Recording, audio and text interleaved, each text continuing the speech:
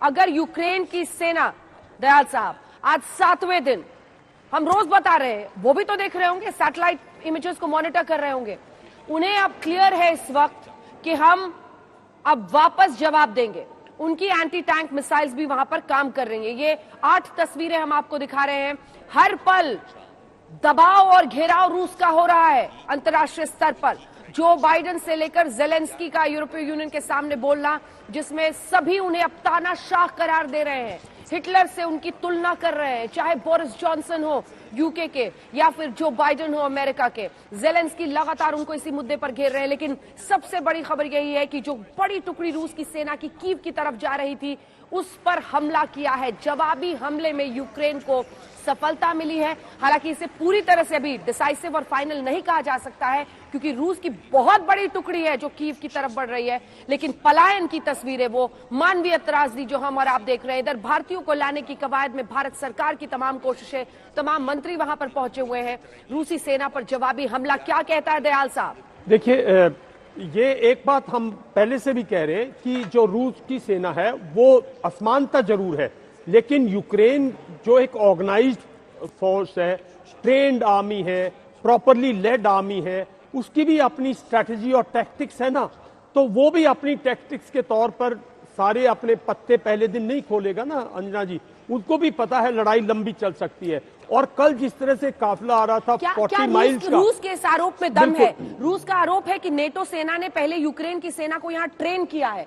देखिए, इसमें ये आरोप है रूस का कि नेटो की सेना युद्ध के कुछ दिन पहले तक थी, उन्होंने पूरा इनको ट्रेन किया है यूक्रेन की सेना को कि रूस का मुकाबला किस तरह से किया जाए। क्या इस आरोप में अब दम दिखता है? देखिए, आरोप क्या, ये तो फैक्ट है, फैक्चुअल है, ये तो नोन फैक्ट है कि भाई कल तक, जब तक लड़ाई शुरू नहीं, 15 दिन पहले तक नाटो फोर्सेस जो है, ब्रिटिश फोर्सेज जो है, वो इनको ट्रेन करती रही है, इनको इक्विप करती रही है। लेकिन वो तो यूक्रेन का अपना इंडिपेंडेंस थी। यूक्रेन अपनी सेना को किसी से ट्रेन कराए, किसी से हथियार ले, वो तो उनका हक था ना। जब लड़ाई शुरू होगी, अब आना हथियारों का मुश्किल है, किसी सेना का कोई किसी किस्म की वो नहीं है। अब तो यूक्रेनियंस को लड़ाई लड़नी है। तो उस लड़ाई में यूक्रेनियंस अपने पत्ते सारे नहीं खोल रहा। और कल जिस ओवर कॉन्फिडेंस से, जैसे 40 किलोमीटर, 60 किलोमीटर, ये यहीं पे आ सकते हैं रशियंस। अब उनके मीडिया को रूस डैमेज कर रहा है सर, उनके मीडिया को उनके मीडिया को, उनकी टावर को, रिले सेंटर्स को। यूक्रेन का चैनल का प्रसारण रुक गया है ताकि जनता को खबर ना मिले। ये तरीके हैं रूस के। सबसे पहले उसने, जो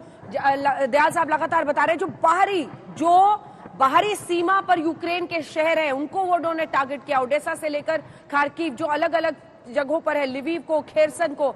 और अब आप देख रहे हैं ये खार्किव की तस्वीर। खार्किव में भी जबरदस्त बमबारी। ऑडियो सुना देते हैं, एक बार बस सुनिए।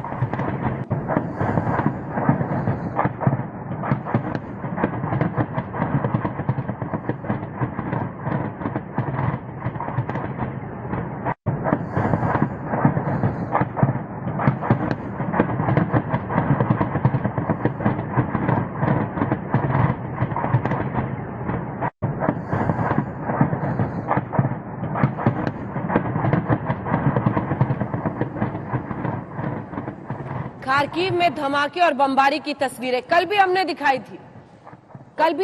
थी। आप ये देखिए जिस तरह से बमबारी हो रहा है, अंजना जी, मैं कल्पना करना मुश्किल है लोगों पर क्या बीत रही होगी। और खार्किव में ही हमारा भारतीय छात्र नवीन भी मारे गए थे। अंजना जी, मैं आपकी कल की बात से आगे बढ़ा रहा हूं कि ये ट्रेलर ही नहीं है सिर्फ, ये एक बड़ा मोहरा है। क्योंकि खार्किव जो है वो सेकंड बिगेस्ट टाउनशिप है। और अगर खार्किव में जो रेजिस्टेंस है, अगर इस रेजिस्टेंस को रशिया आज काबू पा लेता है और खार्किव को बिल्कुल अपने कब्जे में कर लेता है, तो आप देखिए फिर कितना मोरल पे इफेक्ट पड़ता है यूक्रेनियन फोर्सेस पे, यूक्रेनियन लोगों पे, यूक्रेनियन लीडरशिप पे। तो खार्किव एक ट्रेलर और एक मोहरे के तौर पर है, जिस पर रशिया पूरी पावर से पिछले 3 दिन से लगा हुआ। अगर आप कह रहे हैं यही अब वो कीव के साथ करेंगे? क्योंकि कल मैंने यही सवाल राजेश से पूछा था, क्या खार्किव ट्रेलर बनेगा? वही काम फिर कीव में किया जाए? बिल्कुल। और अगर आज ये बिल्कुल होगा, यही होगा। लेकिन इसका इतना इम्पैक्ट पड़ेगा कि मैं नहीं समझता उसके बाद कीव में इतना भारी करने की आवश्यकता पड़ेगी। कहीं ना कहीं यूक्रेनियन फोर्सेस पे, यूक्रेनियन लोगों पे, लीडरशिप पे, उसके मोराल पे बहुत असर पड़ेगा। और फिर जो कीव को लोग खाली करेंगे, वहां से ऑलरेडी काफी खाली कर चुके हैं, अभी सिर्फ 30% लोग बचे हुए हैं। फिर कीव की जो है तबाही बहुत डिफरेंट तरीके से की जाएगी, उसके कम्युनिकेशन सेंटर्स, उसके कमांड कंट्रोल सेंटर्स, जैसे कल टावर पे किया है, फिर उसके पावर सेंटर्स, अभी पावर नहीं काटी है, अभी पानी जो नलकों का पानी है वो नहीं कटा है, इसको एक बार वो डिस्ट्रॉय करेगा। और फिर फोर्सेस को, क्योंकि इतने बड़े शहर को घर से हर घर में लड़ना संभव नहीं है, लेकिन कुछ एरियाज को बिल्कुल न्यूट्रलाइज किया जाएगा ताकि पॉलिटिकल लीडरशिप जो है वो गिव अप करे, या वो कीव छोड़ के भाग जाए, या कहीं और से वो, तो ये सब रशिया करेगा। ये अगले 6-7 दिन तक जारी रहेगा, कम से कम कीव में